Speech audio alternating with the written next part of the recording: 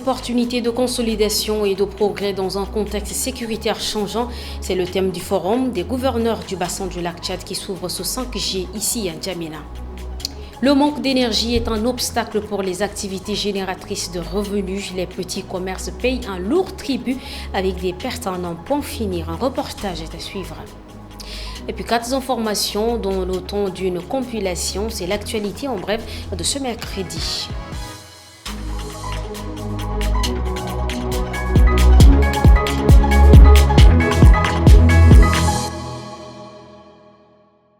Bienvenue si vous nous rejoignez.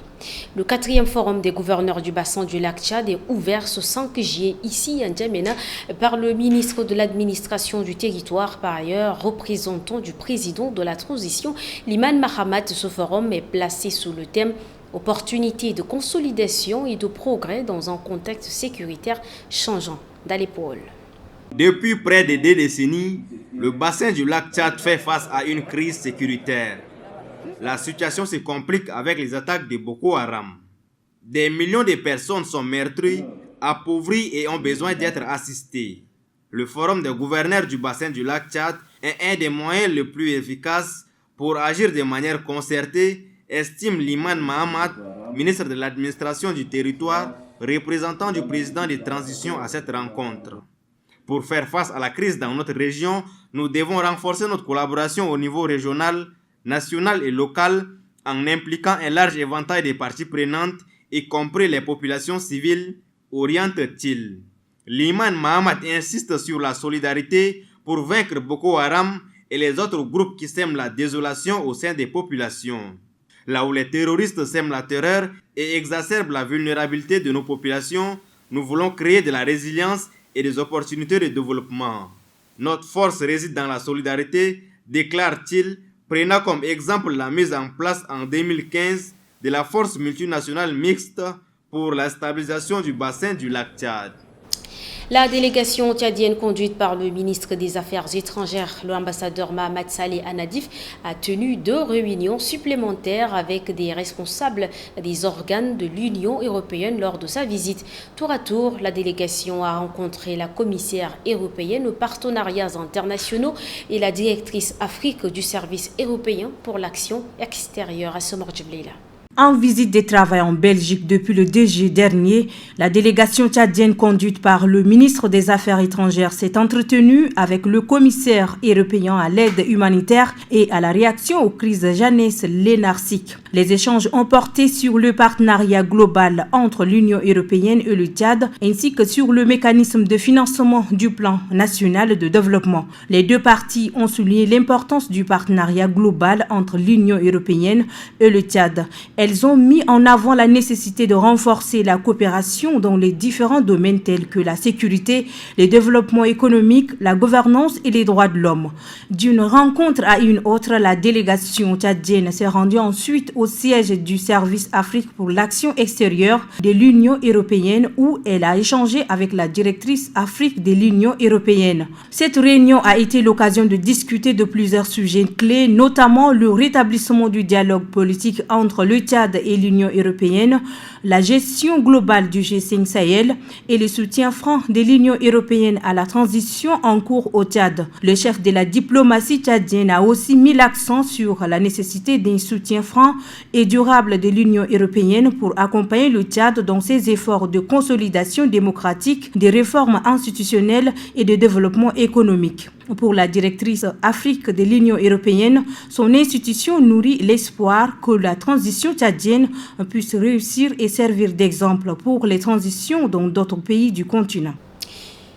L'audience accordée par le président de transition à la délégation hongroise, le lancement de la campagne locale de vaccination contre la rougeole et l'atelier d'échange sur la déclinaison des cadres de conformité aux droits de l'homme constituent les points phares de l'actualité en bref de ce 5 juillet. Le président de transition Mahamat Idriss Déby Itno a reçu en audience ce matin une délégation hongroise conduite par Tristan Azbej, secrétaire d'État aux Affaires étrangères et au commerce. Les échanges avec le chef de l'État ont porté sur le renforcement de la coopération bilatérale dans le domaine de l'agriculture, de l'élevage et du commerce, ainsi que la situation humanitaire née de l'afflux des réfugiés soudanais à l'est du Tchad. Le ministère de la Santé publique et de la Prévention, avec l'appui de ses partenaires, organise du 5 au 11 juillet 2023 une campagne locale de vaccination contre la rougeole. L'objectif de cette campagne est de vacciner au moins 95% des enfants âgés de 6 mois à 9 ans dans tous les districts concernés par cette opération. Au nom des partenaires techniques et financiers, Dr Koulibaly Mamadou de l'Organisation mondiale de la santé a relevé que le succès d'une campagne dépend de la qualité des préparations techniques, mais surtout de son appropriation par les autorités administratives, militaires, coutumières et religieuses d'une part, leaders et les parents d'enfants d'autre part.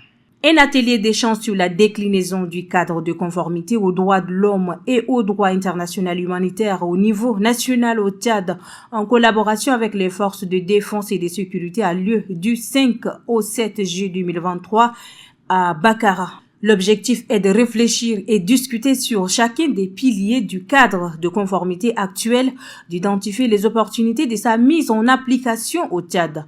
Le représentant adjoint du haut-commissaire au Tchad, Maozo CCT, Deli, souligne la nouvelle responsabilité qui incombe désormais aux armées nationales des États membres de réfléchir sur le contenu à donner à chacun des piliers du cadre de conformité du G5 Sahel dans son format actuel en vue de sa mise en œuvre au sein de l'armée nationale tchadienne dans le cadre des opérations au sein de la force conjointe du G5 Sahel. Le gouverneur de la province du Kanem, Issaka Hassan Diogoye, a présidé une rencontre avec les opérateurs économiques de sa localité ce 4 juillet. Les échanges ont porté sur les perspectives de développement du Kanem et la cherté des vies dues aux crises géopolitiques mondiales qui perturbent considérablement le quotidien de la population. À cette occasion, le gouverneur du Kanem a invité les élites économiques à participer activement au processus de développement socio-économique de la province.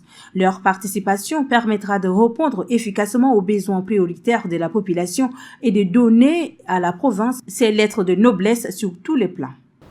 Le problème d'énergie au Tchad, on n'en parlera jamais assez. Avoir l'électricité dans certains quartiers est un sacré luxe. Cette situation handicape majoritairement les petits commerces qui ont du mal à joindre les deux bouts.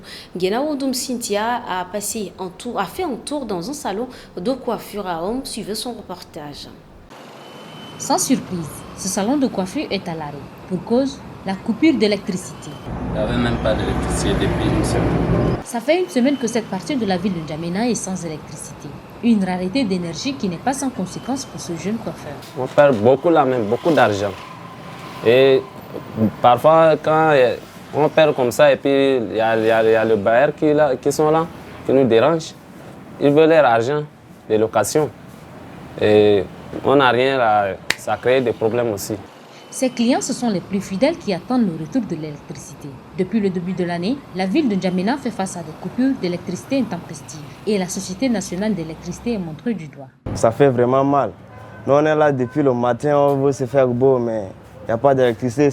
C'est depuis une semaine que je commence à traîner là, mais toujours je passe, il me dit qu'il n'y a pas d'électricité, donc il n'y a pas autrement.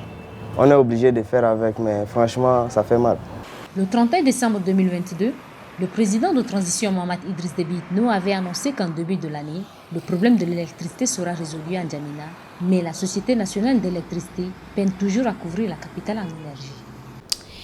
Pour s'offrir un plat, pour se soigner, des personnes de troisième âge, la plupart se livrent au concassage. L'on peut les remarquer dans différents endroits à travers les arrondissements de la ville de N'Djamena. Un travail pénible sous une chaleur souvent accablante qui ne rapporte pas assez. C'est le quotidien de certains ménages pour joindre les deux bouts. Ce reportage.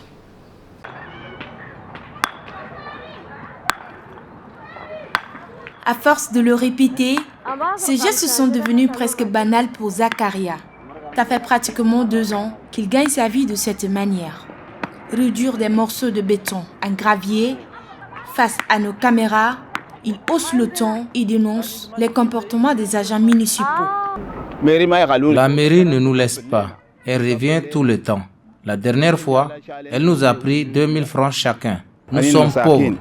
Dans cette zone en plein cœur de N'Djamena, ils sont une dizaine à exercer ces métiers à l'instar de Zara. Ça fait pratiquement 7 ans qu'elle est là. Nous vivons grâce au concassage. C'est grâce à cela que nous inscrivons nos enfants à l'école. Nous payons à manger avec et c'est avec ça qu'on se soigne aussi. Au Tchad, plusieurs familles se livrent à ce genre d'activité pour s'offrir au moins un plat par jour.